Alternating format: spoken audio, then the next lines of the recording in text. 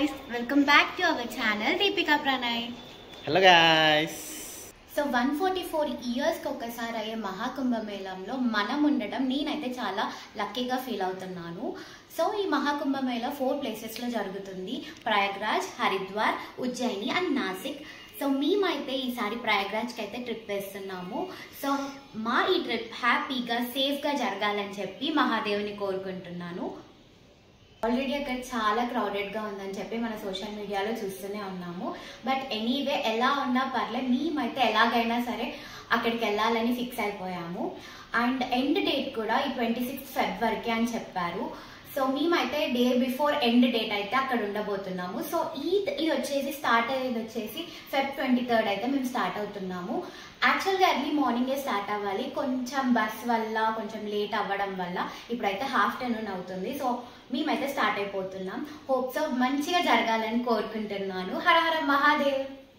Hey guys, మేమైతే start అయిపోయాము. So మేమైతే ఒక ట్రావెల్స్ ద్వారా వెళ్తున్నాము. సో ఆ ట్రావెల్స్ ఏంటి, వాటి డీటెయిల్స్ ఏంటో లాస్ట్లో చెప్తాను. అంతకంటే ముందుగా అసలు కుంభమేళ అంటే ఏంటి, ఎందుకు జరుపుకుంటారు, అసలు ఎవరెవరు వస్తారు, వాటి ఇంపార్టెన్స్ ఏంటి, ప్రయాగ్రాజ్లోనే ఎందుకు అవుతుంది, ఇవన్నీ కంప్లీట్గా ఈ వీడియోలో చెప్తాను.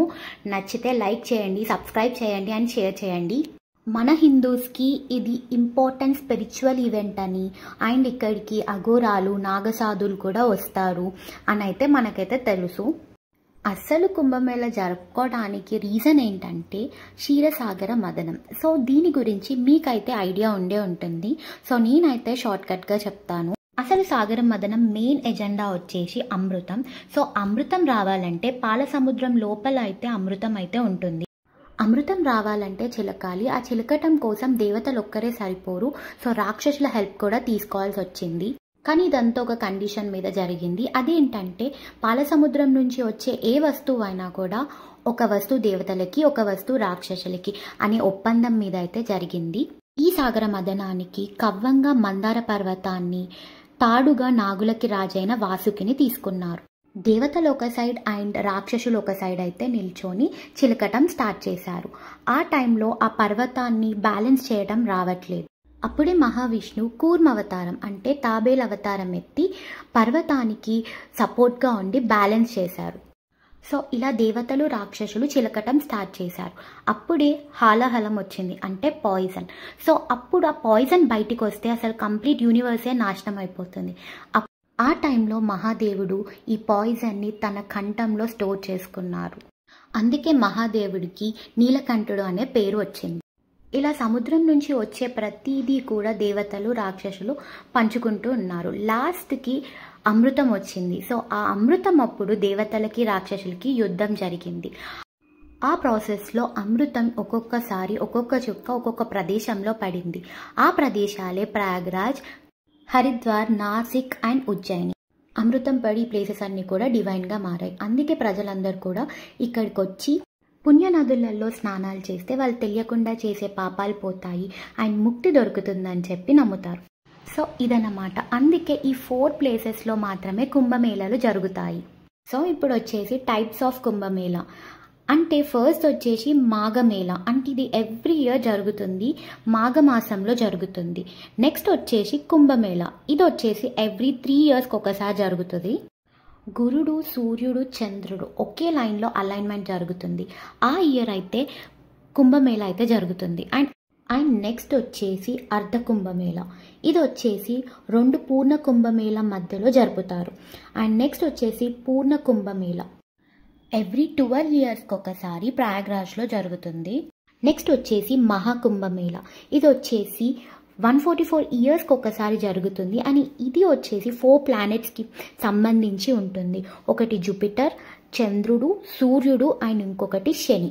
ఇది చాలా స్పెషల్, ఎందుకంటే జూపిటర్ వచ్చేసి వృషభ రాశిలో ఉంటారు, అండ్ సూర్యుడు వచ్చేసి మకర రాశిలో ఉంటారు, అండ్ చంద్రుడు వచ్చేసి జూపిటర్కి సూర్యుడికి మధ్యలో అలైన్ అయి ఉంటారు, అండ్ శని వచ్చేసి ఏ రాశిలో ఉన్నా పర్లే కానీ ఈ 3 ప్లానెట్స్కి అలైన్ అయి ఉంటారు. సో ఇలా జరగడం చాలా రేర్ అండ్ 144 ఇయర్స్కి ఒకసారి జరుగుతుంది. అందుకే ఇది చాలా స్పెషల్. సో నెక్స్ట్ 144 ఇయర్స్కి వచ్చే మహాకుంభమేళకి మనందరం అయితే బతికైతే ఉండం. సో అందుకే ఇది చాలా స్పెషల్గా ఎంతో దూరం నుంచి చాలామంది భక్తులు వచ్చి ఇక్కడైతే హోలీ డిప్ తీసుకుంటున్నారు. ఇది వచ్చేసి ఈ 4 ప్లేసెస్లో ఏదో ఒక ప్లేస్లో జరుగుతుంది. మీ అందరికీ ఒక డౌట్ రావచ్చు, ప్రయాగ్రాజ్లోనే ఎందుకు జరిగింది, నాసిక్లోనో హరిద్వార్లోనో ఉజ్జయిన్లో ఎందుకు జరగలేదని. సో ఇవన్నీ కూడా సూర్యుడు ఉన్ను బృహస్పతి అంటే గురుడు వీటి మీద బేస్ చేసుకొని ఉంటుంది. అంటే లైక్ ఇప్పుడు సూర్యుడు గురుడు సింహరాశిలో ఉంటే కుంభమేళ అనేది నాసిక్లో జరుపుతారు. అలానే సూర్యుడు గురుడు మేషరాశిలో ఉన్నప్పుడు హరిద్వార్లో, గురుడు వృషభ రాశి, సూర్యుడు మకర రాశిలో ఉంటే ప్రయాగ్రాజ్లో, అండ్ సూర్యుడు గురుడు వృశ్చిక రాశి అంటే స్కార్పియో రాశిలో ఉన్నప్పుడు ఉజ్జయిన్లో ఈ మహాకుంభమేళ అనేది జరుగుతుంది. సో ఇవంతా కూడా జ్యోతిష శాస్త్రం అని సూర్యుడు, చంద్రుడు అండ్ బృహస్పతి వీటి యొక్క అలైన్మెంట్స్ బట్టి ఏ ప్లేసెస్లో అండ్ ఎలా అనేది డిసైడ్ చేస్తారు. ఇవన్నీ తెలుసుకోవాలంటే ఇది పెద్ద చాప్టరే. సో అవన్నీ మనకు అవసరం లేదు, అట్లీస్ట్ బేసిక్ నాలెడ్జ్ అయితే ఉండాలి. సో దానికోసం అయితే నేను చెప్తున్నాను. నేను స్టార్టింగ్లో చెప్పినట్టు మేమైతే హైదరాబాదీ అడ్వెంచర్ క్లబ్ అని ఒక ట్రావెల్స్ త్రూ వెళ్ళాము. సో ఇది వచ్చేసి మాకు ప్రైస్ పర్ హెడ్ అయితే 15,500 పడింది. వాళ్ళైతే కేవలం ట్రావెలింగ్ అండ్ అకామిడేషన్ మాత్రమే. అగైన్ మనం ఫుడ్కి కానీ అక్కడ ట్రాన్స్పోర్టేషన్స్ అక్కడ దిగాక మనకి బస్సెస్ లోపల దాకా అవైలబుల్గా లేవు. సో దానికి కూడా మనమే పెట్టుకోవాలి. సో మాకైతే హైదరాబాద్ నుంచి 24 అవర్స్ పట్టింది.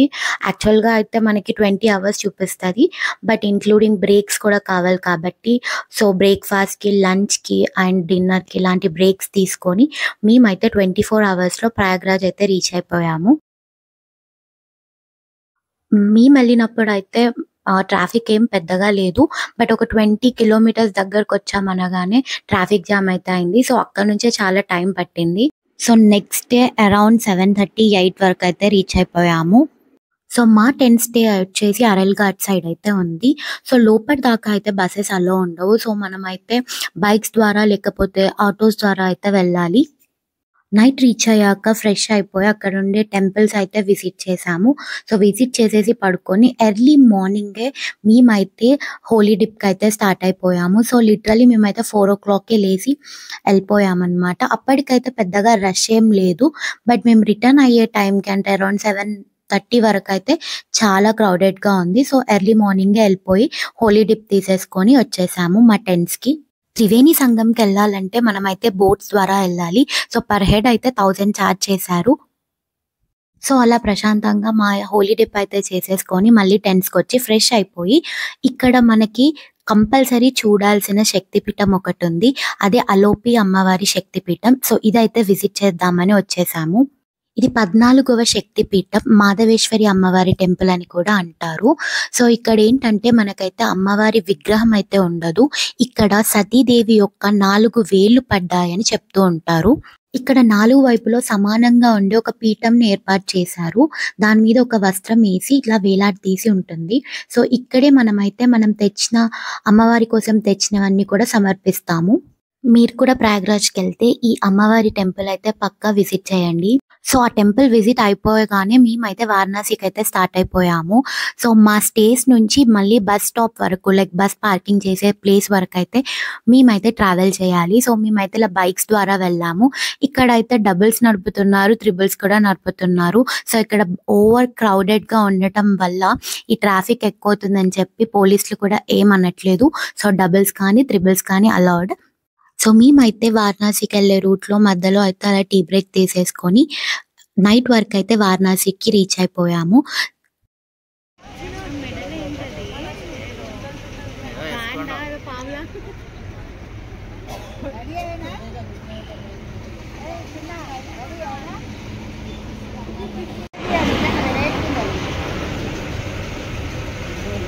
తాత మురిసిపోతాడేమో కదా.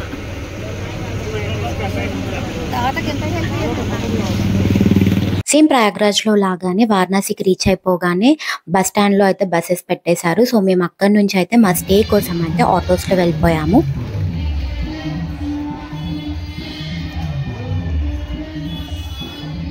సో మేమైతే శివరాత్రి ముందు రోజు అయితే రీచ్ అయిపోయాము. సో అప్పుడే కాశీలో వైబ్స్ అయితే ఉన్నాయి. సో వారణాసిలో మేము ఎక్స్ప్లోర్ చేసిన ప్లేసెస్ ఏంటి అండ్ అక్కడ ఎక్స్పీరియన్స్ ఎలా ఉంది అండ్ అక్కడ ఫేమస్ ఫుడ్ పాయింట్స్ ఏంటి అండ్ మేము ట్రై చేసిన ఫుడ్ ఏంటి అండ్ శివరాత్రి వైబ్స్ ఎలా ఉన్నాయి అవన్నీ కూడా నెక్స్ట్ వ్లాగ్లో వస్తాయి. సో నెక్స్ట్ వ్లాగ్ కోసం వెయిట్ చేసేసేయండి. అండ్ మా సబ్స్క్రైబర్సే కాకుండా కొత్త వ్యూవర్స్ కూడా మా ఛానల్ని చూస్తున్నారు, బట్ సబ్స్క్రైబ్ చేయడం మర్చిపోతున్నారు. So please do subscribe to our channel. ఇంకో ఇన్ఫర్మేటివ్ అండ్ బ్యూటిఫుల్ వ్లాగ్తో కలుస్తాను. Okay, bye guys.